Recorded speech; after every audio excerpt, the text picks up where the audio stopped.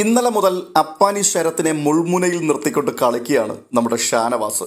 അപ്പാനിയുടെ ഭയവും വേദനയും വേവലാതിയും ഒക്കെ കണ്ടു കഴിയുമ്പോഴേക്കും ഷാനവാസ് പറയുന്നതിനകത്ത് എന്തൊക്കെയോ കഴമ്പുണ്ട് എന്ന് സാധാരണ എല്ലാ പ്രേക്ഷകർക്കും തോന്നിപ്പോകും. ഇപ്പോൾ ബി ഹൗസിനുള്ളിൽ പല ആൾക്കാരും ഷാനവാസിന്റെ പിന്നാലെ നടക്കുകയാണ്. എന്തിനാണ് ആവശ്യമില്ലാത്ത കാര്യങ്ങളൊക്കെ സംസാരിക്കുന്നത്? പുറത്ത് അയാൾക്കൊരു ഫാമിലി ഉള്ളതല്ലേ? ഇവിടുന്ന് പുറത്തു പോയ കുട്ടിയെക്കുറിച്ചല്ല ഈ സംസാരിക്കുന്നത്. നിങ്ങൾ അങ്ങനെയൊന്നും സംസാരിക്കരുത്. ഇപ്പോൾ ആദിലയും നൂറയും കൂടി വന്നിരുന്നുകൊണ്ട് മാക്സിമം അയാളെ പറഞ്ഞു മനസ്സിലാക്കുവാൻ വേണ്ടി ശ്രമിക്കുകയാണ് ഷാനവാസിനെ. അപ്പോൾ ഷാനവാസ് പറയുന്നൊരു കാര്യമുണ്ട്, എനിക്കെതിരെ നല്ല ഒന്നാന്തരം കളിയാണ് ഇവിടെ കളിച്ചുകൊണ്ടിരുന്നത്. എന്നെ മാത്രം ടാർഗറ്റ് ചെയ്തുകൊണ്ട് അടിച്ചുകൊണ്ടിരിക്കുകയാണ്. എന്നെ പുറത്ത് കളയുക എന്നുള്ളത് തന്നെയായിരുന്നു ലക്ഷ്യം. ആ സമയത്തൊക്കെ ഞാൻ അവരോട് സംസാരിക്കാൻ ശ്രമിച്ചിട്ടുണ്ട്. അപ്പോഴെല്ലാം അവരെന്നെ പ്രൊവോക്ക് ചെയ്യുന്ന രീതിയിൽ, എന്നെ അടിച്ചില്ലാതെയാക്കുന്ന രീതിയിലാണ് തിരിച്ചിങ്ങോട്ട് പ്രതികരിച്ചു കൊണ്ടിരിക്കുന്നത്. അപ്പോൾ ഇതെന്റെ ഗെയിമാണ്. അവന്റെ കയ്യിൽ കള്ളത്തരമില്ല എന്നുണ്ടെങ്കിൽ അവൻ എന്തിനാണ് ഈ ഭയപ്പെടുന്നത്? അതൊരു ചോദ്യമല്ലേ? കൃത്യമായൊരു ചോദ്യമാണ്. ബിഗ് ബോസിനുള്ളിൽ ബിൻസിയും അപ്പാനി ശരത്തും തമ്മിൽ എന്ത് തരത്തിലുള്ള ബന്ധമായിരുന്നു എന്നുള്ളതിനെ കുറിച്ച് നമുക്ക് കാര്യമായിട്ട് ദൃശ്യങ്ങളൊന്നും തന്നെ കിട്ടിയിട്ടില്ല. ബിഗ് ബോസ് അങ്ങനെ കാണിച്ചിട്ടില്ല. എങ്കിൽ പോലും ഒരു കോംബോ പിടിച്ച് മുൻപോട്ടുള്ള പോക്ക്, ആ പോക്ക് സോഷ്യൽ മീഡിയ ഏറ്റെടുക്കുകയും വിമർശിക്കുകയും ചെയ്തു. അവർ തമ്മിലുള്ള ബന്ധം അത്ര സുഖകരമായിരുന്നില്ല എന്ന് തന്നെ സോഷ്യൽ മീഡിയ മുന്നമേ പറഞ്ഞു വെച്ചു. എന്നാൽ കഴിഞ്ഞ ദിവസം അനു അത് തുറന്നടിക്കുവാൻ തയ്യാറായി. അനു അത് പറഞ്ഞെങ്കിലും അപ്പോൾ തന്നെ അനുവുമായിട്ട് പ്രശ്നം ഒത്തുതീർപ്പാക്കി അനു സൈലൻ്റായി. അനു കാലൊക്കെ പിടിച്ചു, കാര്യം ശരിയാണ്. അതിനകത്തുനിന്ന് അപ്പാനി തലയൂരി വരാൻ ശ്രമിക്കുമ്പോഴാണ് ഇപ്പുറത്ത് ആ വിഷയം ഷാനവാസ് ഏറ്റെടുക്കുന്നത്. ഇന്നലെ ആ വിഷയം കത്തിക്കാൻ തുടങ്ങിയതാണ്. ഇപ്പോഴും ഷാനവാസ് അത് കത്തിച്ചു തന്നെ നിർത്തിയിരിക്കുകയാണ്. സത്യത്തിൽ അപ്പാനിയുടെ ഗ്യാസ് മുഴുവൻ പോയി. കാറ്റടിച്ചു വിട്ട ബലൂണ് പോലെ ഒരു ഭാഗത്ത് ചുരുണ്ടുകൂടിയിരിക്കുകയാണ്. അല്ല, ഇയാൾ എന്തിനാണ് ഇത്രയും ഭയപ്പെടുന്നത്? മടിയിൽ കനമുള്ളവന് മാത്രം വഴിയിൽ ഭയപ്പെട്ടാൽ മതിയെന്ന് നമ്മുടെ മുഖ്യമന്ത്രി പറയുന്നത് പോലെ അപ്പാനിയുടെ കയ്യിൽ തെറ്റില്ല എന്നുണ്ടെങ്കിൽ അയാളുടെ മുഖം എന്തിനാണ് വാടുന്നത്? അയാൾ എന്തിനാണ് എപ്പോഴും നിറകണ്ണുകളോടുകൂടി സംസാരിക്കുന്നത്? അയാളെ ടാർഗറ്റ് ചെയ്യുന്നു എന്ന് എന്തിനാണ് അയാൾ പറയുന്നത്? അയാളുടെ ഇപ്പോഴത്തെ ഭയം പുറത്തെ തൻ്റെ ഫാമിലിയെ ഓർത്തിട്ടാണ്. ഫാമിലിയെ ഏതെങ്കിലും തരത്തിൽ ഇത് എഫക്റ്റ് ചെയ്യുമോ? ഭാര്യ 3 മാസം പ്രഗ്നൻ്റ് ആയിട്ടിരിക്കുകയാണ്. എന്തായിരിക്കും പുറത്തെ അവസ്ഥ? ഇപ്പോൾ അപ്പാനിയുടെ വേദനയും പരിഭവവും ഒക്കെ കണ്ടിട്ട് ബിഗ് ബോസ് കൺഫെഷൻ റൂമിലേക്ക് വിളിച്ചിട്ട് കാര്യങ്ങൾ ചോദിക്കുന്നുണ്ട്.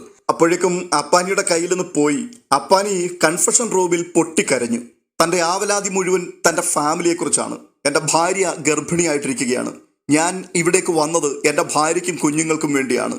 ഇവിടെ ഗെയിമിൻ്റെ ഭാഗമായിട്ട് ചില ആൾക്കാരോടൊക്കെ കുറച്ച് ഓവറായിട്ട് അടുക്കേണ്ടി വന്നു, അടുത്തിടപഴകേണ്ടതായിട്ട് വന്നു.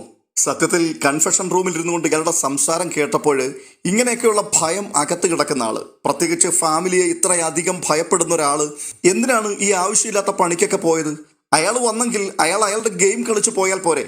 എത്രയോ ആൾക്കാർ വ്യക്തിപരമായിട്ട് അതിനകത്ത് അവരുടെ ഗെയിം സ്ട്രാറ്റജിയുമായിട്ട് മുൻപോട്ട് പോയിക്കൊണ്ടിരിക്കുന്നു. താഴെ ഭൂമി മോളിൽ ആകാശം, വരുന്നിടത്ത് വെച്ച് കാണാം എന്ന് പറഞ്ഞുകൊണ്ട് മുൻപോട്ട് പോകുന്ന ആൾക്കാർക്ക് ഈ സ്ട്രാറ്റജികളൊക്കെ പറ്റും. പക്ഷേ ഇത്രമാത്രം ചുമടും ഭാരവും ഒക്കെ ആയിട്ട് നടക്കുന്ന ഒരു വ്യക്തി ഇതൊന്നും ചിന്തിക്കാതെ ഈ സ്ട്രാറ്റജിയുമായിട്ട് ഇതിനകത്തേക്ക് കയറി വന്നെങ്കിൽ ഇയാൾ പറയുന്നത് ഗെയിമിൻ്റെ സ്ട്രാറ്റജി ആയിരുന്നു എന്നാണ്. അങ്ങനെ ഒരു സ്ട്രാറ്റജി താൻ എടുക്കുമ്പോൾ പുറകിൽ ഫാമിലി ഉണ്ട്, സമൂഹം എങ്ങനെ ചർച്ച ചെയ്യും, എന്തായിരിക്കും ഭാവി, ഈ കാര്യം ഒന്നും ചിന്തിച്ചില്ലേ? ഇതുകൊണ്ട് തന്നെയാണ് അനുമോൾ ഇന്നലെ പറഞ്ഞത് ഇയാളൊരു പൊട്ടനാണെന്ന്. അതെ, കറക്റ്റ് പൊട്ടൻ തന്നെയാണ്. ഒന്നും ചിന്തിക്കാതെ അയാൾ വരുന്ന വഴിക്ക് മുൻപോട്ട് പോയിക്കൊണ്ടിരിക്കുകയാണ്. അതുകൊണ്ടാണ് കഴിഞ്ഞൊരു വീഡിയോയിൽ ഞാൻ പറഞ്ഞത്, ഇയാളെ ആർക്കും വളരെ വിദഗ്ധമായ രീതിയിൽ ഓപ്പറേറ്റ് ചെയ്യാൻ പറ്റും. ആരുടെയും കയ്യിൽ ഒരു ഇണങ്ങിയ ആയുധമായിട്ട് അപ്പാനി ശരത്ത് മാറും. ശരിക്കും അപ്പാനി ഇപ്പോൾ പെട്ടുപോയിരിക്കുകയാണ്.